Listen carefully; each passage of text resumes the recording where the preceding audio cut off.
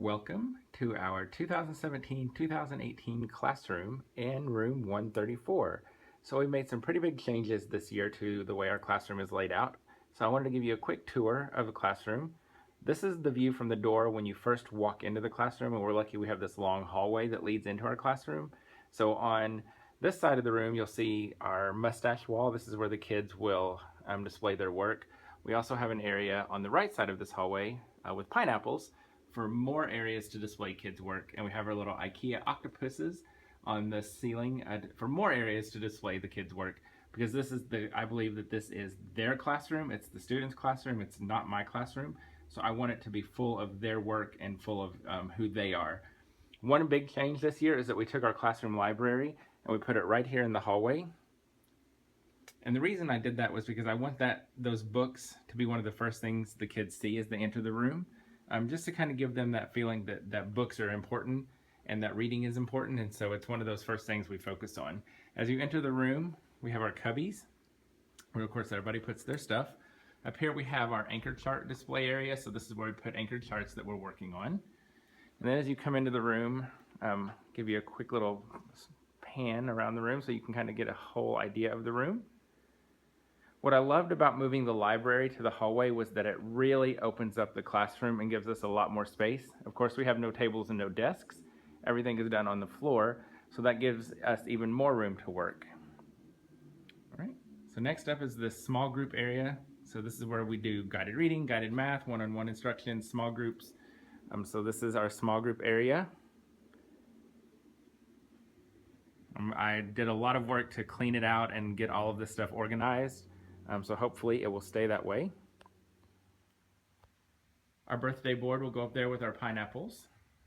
Of course, our smart board and the stage for the smart board.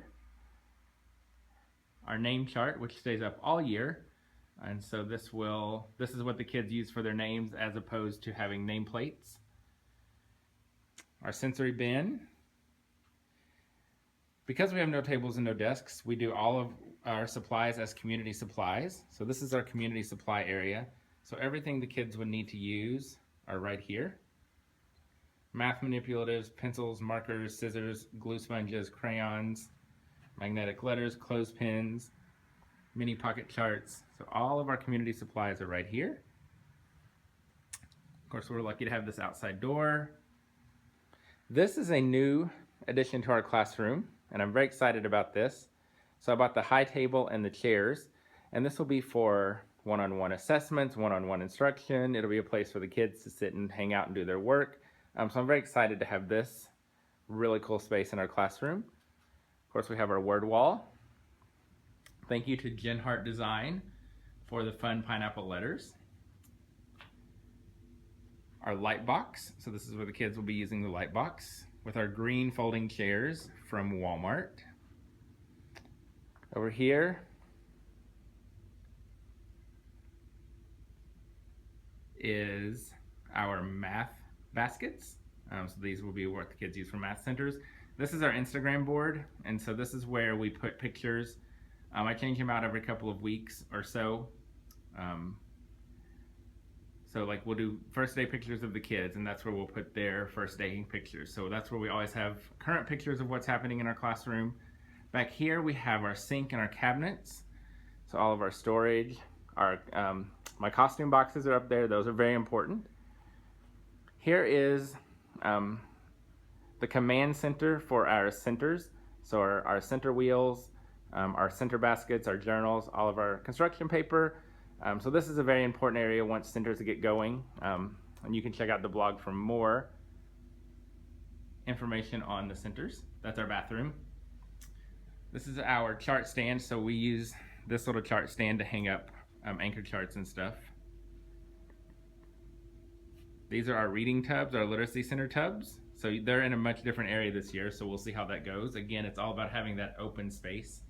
Our three-sided pocket chart, and of course, our plastic swimming pool for reading with the giant poop emoji pillow. And then of course, right in the center of the room is our whole group instruction area and our circle carpet. And that circle carpet is placed in the center of the room for one very specific reason, as a constant physical reminder to me that at the center of everything that happens in this space is the kids. Teachers, we are cleaning up the food and fruit and things like that are left in the cafeteria. So if you could please go down and collect your plates or anything that you would like to take home of whatever you brought, because we're going to clean that up and throw anything left away within the next 10 minutes. Thank you. So yeah, if you left anything downstairs, you better go get it. That's real life, y'all, real life. So again, the circle carpet, which is our whole group area, our whole group instruction area, is placed in the center of the room as a constant physical reminder to me that everything that happens in this classroom happens with the kids at the center of it. The kids are the center of everything that happens in this classroom, and that's why that carpet sits there in the middle of the classroom, because it's a reminder to me to keep the kids at the heart of everything that goes on in this space, because this is not my space, this is not my classroom, this is our classroom, and it's all about the kids. And then we have our one table that we keep in the classroom, and again, the green folding chairs are from Walmart. And you might have noticed the lighting. So last year we had LED lighting in the classroom a little bit. So this year we took it up a notch. So I added lots of LED lighting to the room. The really big addition are the lights on the ceiling, which I'm very excited about. The really cool thing about these LED lights is they can easily change colors. So the boss of the day is the kid who's in charge of the day. So they're the line leader, the calendar helper. They're the boss of the day, and they get to pick the color of the LED lighting. So they get to pick the color of the room.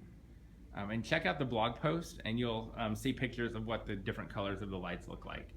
And then there's the hallway that leads in and out of our classroom. So that is our 2017-2018 Pineapple Mustache classroom. So I hope you like it. I'm excited to fill it with kids and laughter and learning and work and art and messes.